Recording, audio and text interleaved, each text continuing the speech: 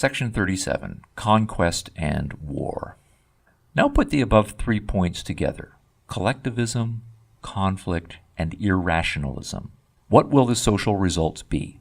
If you believe wholeheartedly and passionately that your identity is to be found by merging yourself with your group, and that your group is locked in a mortal zero-sum conflict with other groups, and that reason is superficial and that passion and instinct drive the world, then how will you assert yourself in that conflict?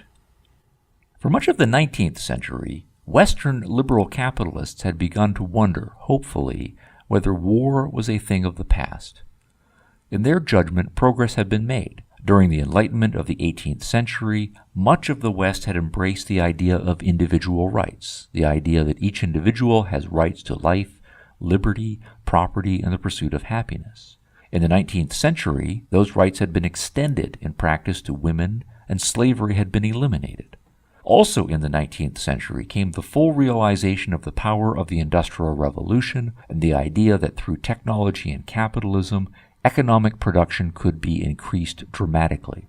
As a result, the liberal capitalists of the 19th century came to believe that we could solve the problem of poverty and eliminate most of our conflicts over wealth. They believed that with rising wealth and education, rational people could learn to respect each other's rights, that there was more to be gained from trade than from war, and that peace was a natural state that mankind could achieve. The horrors of war could become a thing of the past. We know from tragic 20th century history the National Socialists' eagerness to use war as their primary tool for achieving their international goals. We know their praising as fundamental the martial spirit and the beauty of the warrior soul.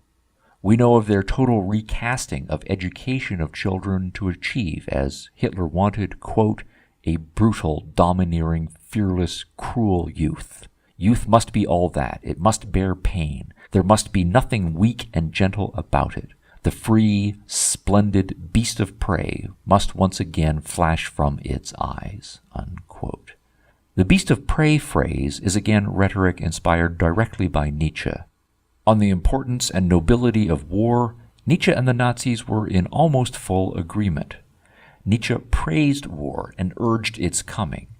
He wished for a great purge that would wipe out most humans whose lives he thought worthless and an embarrassment to the human species.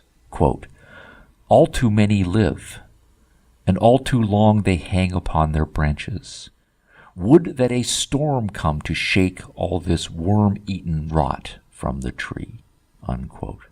But he also longed for war as a means to inspire those humans who have potential to advance us to the overman. To that end, Nietzsche believed that war is absolutely indispensable. Quote, war essential. It is vain rhapsodizing and sentimentality to continue to expect much, even more to expect a very great deal from mankind once it has learned not to wage war.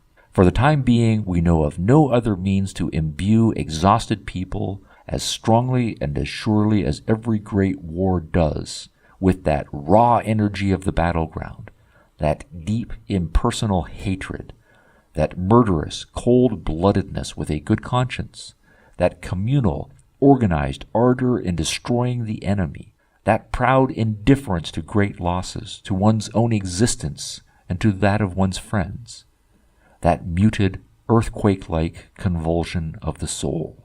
Unquote.